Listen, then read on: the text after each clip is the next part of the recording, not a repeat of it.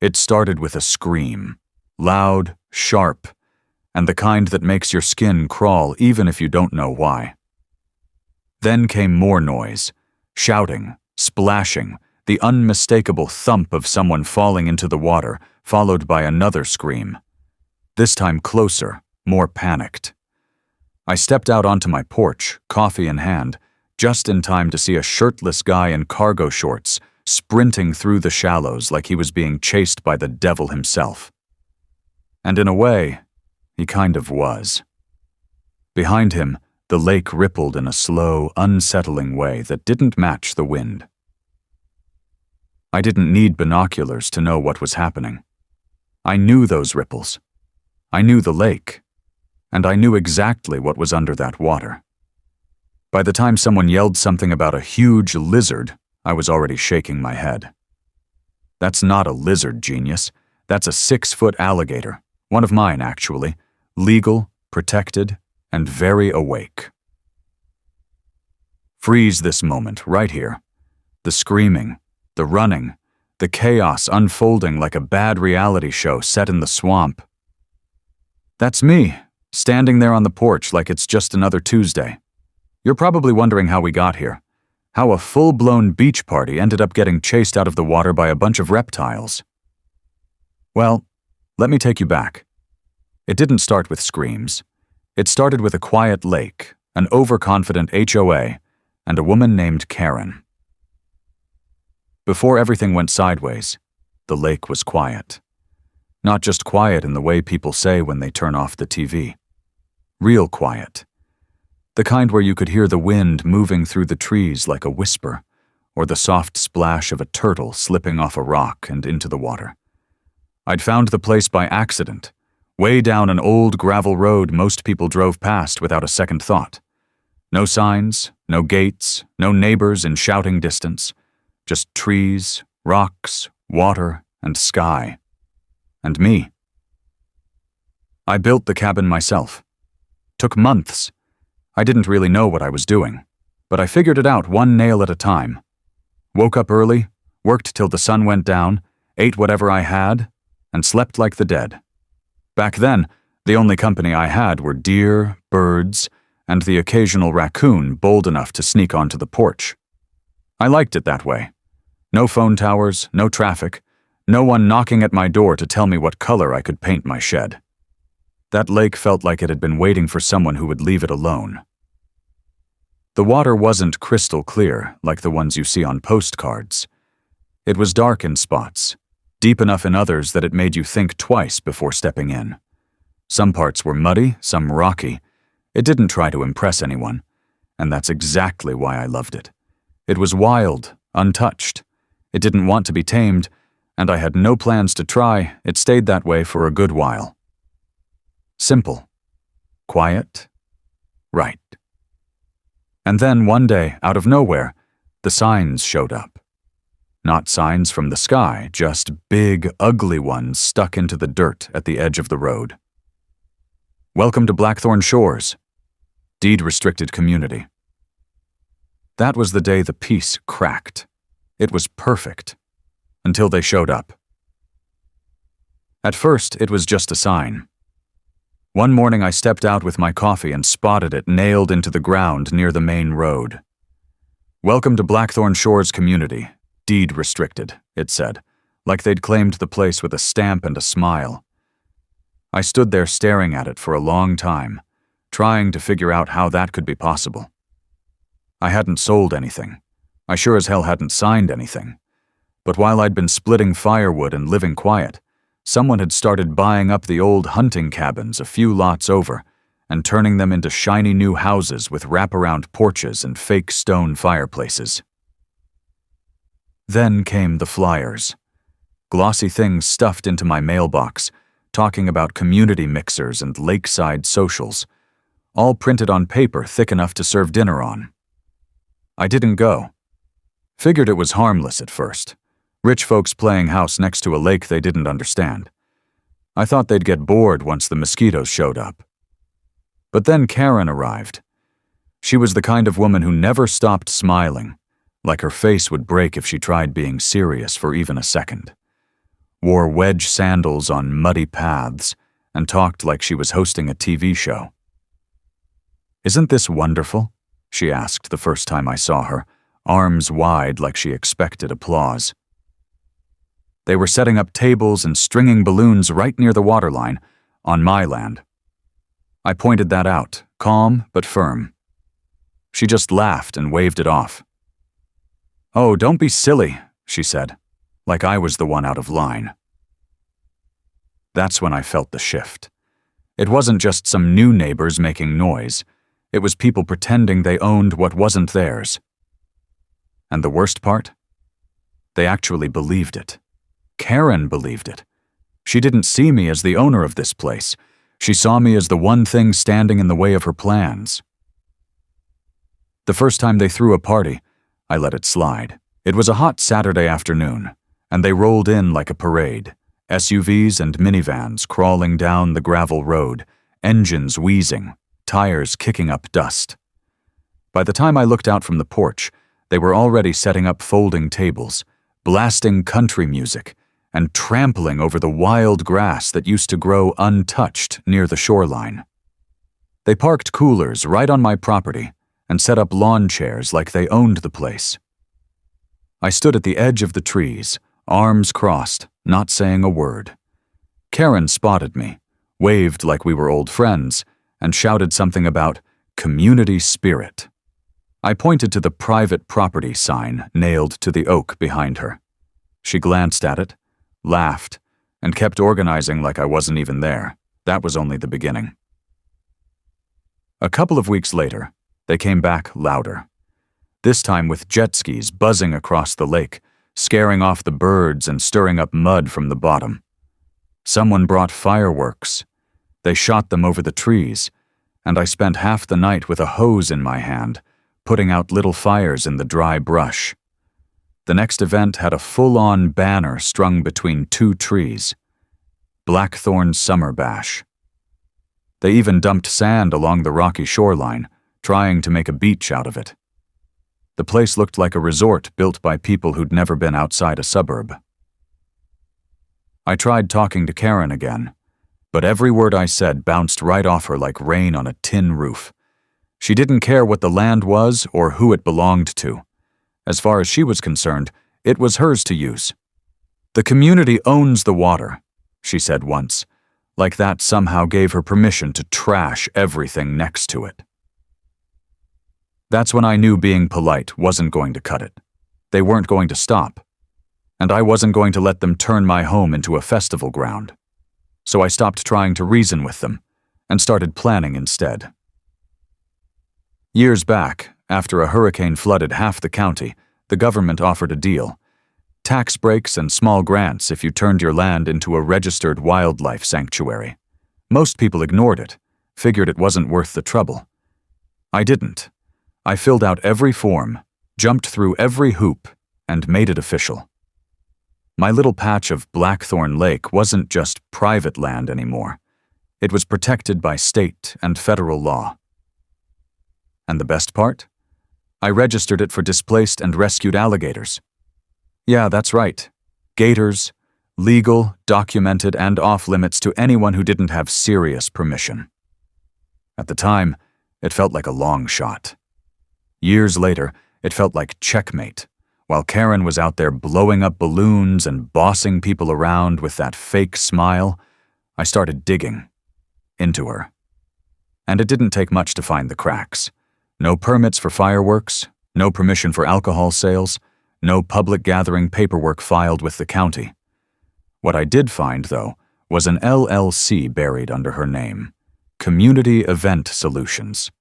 Founded just a few months back, listed as an HOA consultant and event planner. Except the only community she was helping was herself. Every vendor she booked, every beer tent she set up, every porta-potty rented, she was getting a cut. Even the guy inflating the bounce house let it slip. "Yeah, Karen's taking a slice of every booth. Smart lady." Smart? Maybe. But also sloppy. The HOA board didn't say much.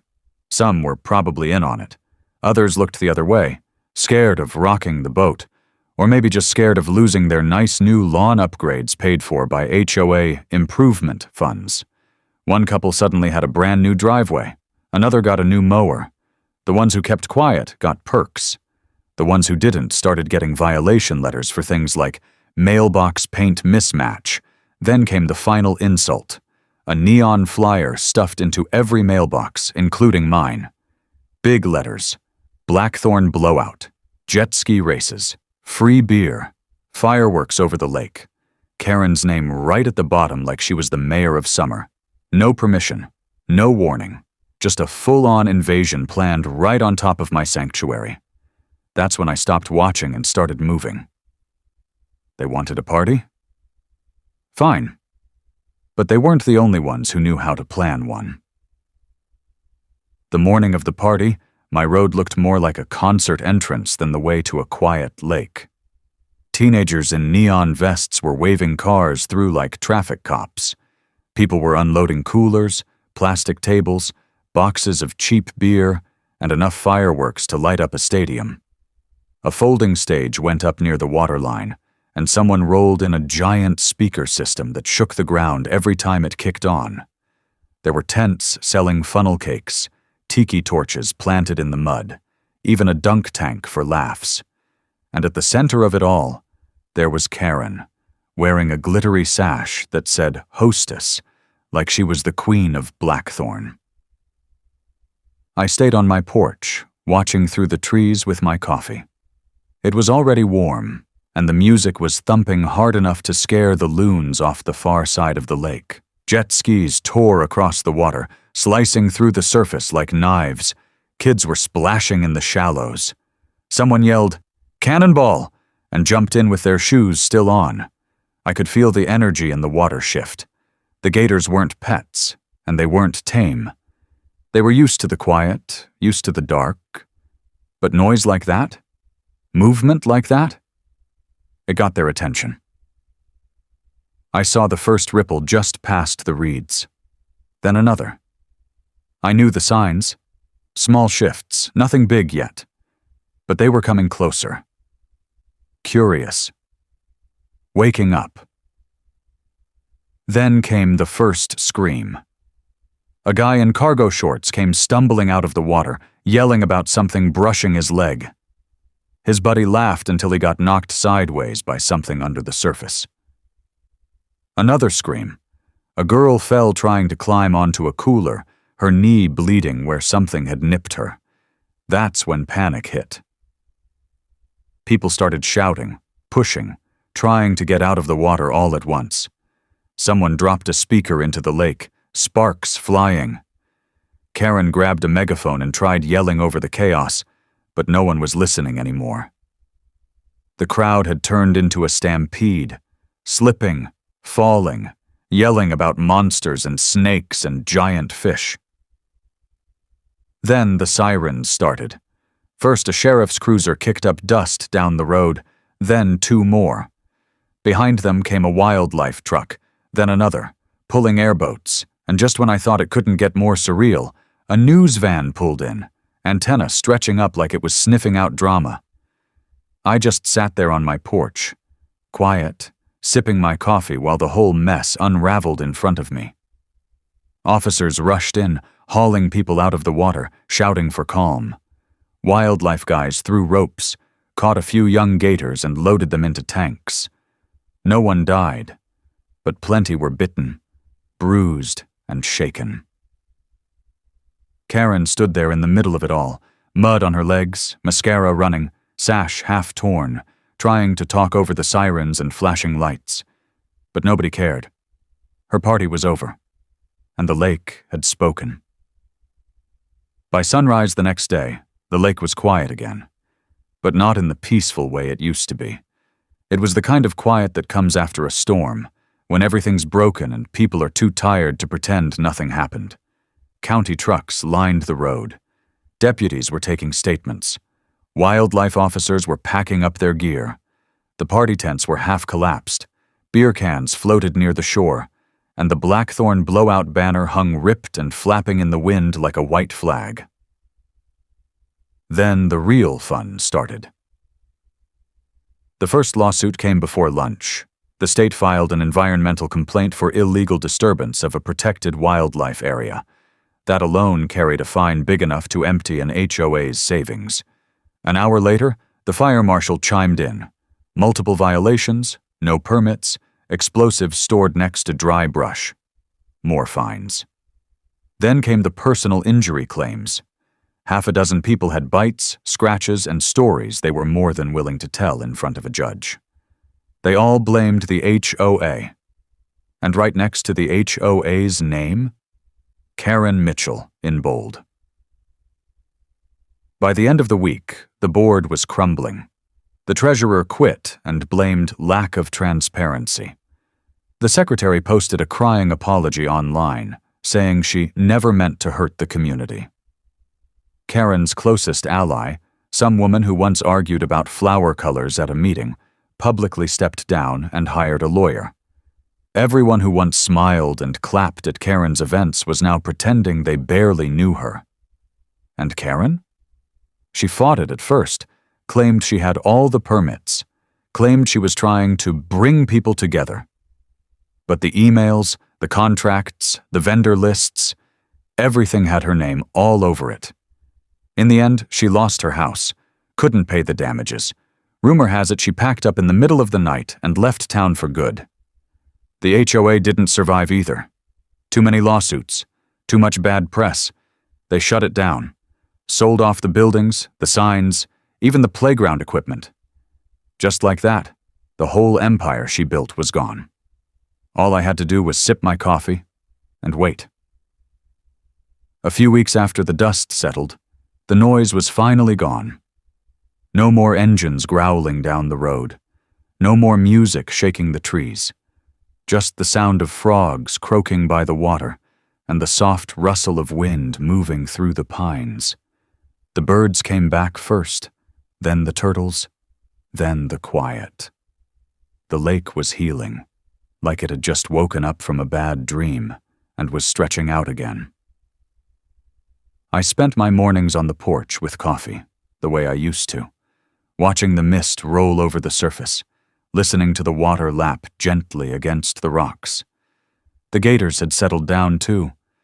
They'd gone back to their usual spots, lurking in the shade, minding their business, same as always. It felt right again. It felt like mine. One crisp fall morning, I finally put up the sign I'd been working on. Heavy wood, carved by hand, planted deep into the ground at the start of the gravel road. It read, "Alligators Refuge, no trespassing, seriously." Below it, I added a small metal plaque. Just a quiet reminder. Dedicated to the original guardians of Blackthorn Lake, the ones with teeth. Now and then, someone new drives up that road. They slow down when they see the sign. Most of them think twice and turn around. Every once in a while, someone doesn't. And that's fine. Nature's patient. See, around here, respect isn't something you demand with a smile and a clipboard. It's something you earn. Or else. On quiet mornings before all the madness, you could spot a heron standing still as stone near the reeds, waiting for breakfast to swim by. Turtles used to climb onto the rocks to sun themselves, and if you were patient, you'd see the ripples that didn't belong, just a hint of movement where something bigger rested beneath the surface. Even then, the lake was never empty. It just waited. Karen never noticed. She'd prance around in her shiny sandals, talking too loud, grinning like every day was a photo shoot. Always with a clipboard, always offering friendly advice, like telling me my fence wasn't up to code. On my land. Her voice had that sugary tone that made your teeth hurt. Said things like, "I just want what's best for the community," while digging her heels into everyone's property. The teenagers at her parties didn't help either. One tried to ride a cooler down the hill into the water. Another swore he could outswim a gator, then screamed when a turtle brushed his foot. The DJ played the same 5 songs over and over, and at one point, his laptop froze mid-track. I almost felt bad for him. almost. Before the blowout, there were signs. Subtle ones. The birds left early. The frogs stopped their nighttime chorus. And every so often I'd see the reeds shift just a little, though there was no wind. The gators didn't stir much unless they had a reason. That party gave them one. In the end, it wasn't about property lines or permits. It wasn't even about the HOA or the noise. It was about respect, something people like Karen thought they could fake with flyers and fake smiles. But nature doesn't care about printed schedules or HOA bylaws. Out here, the rules are older. And if you break them, the lake remembers.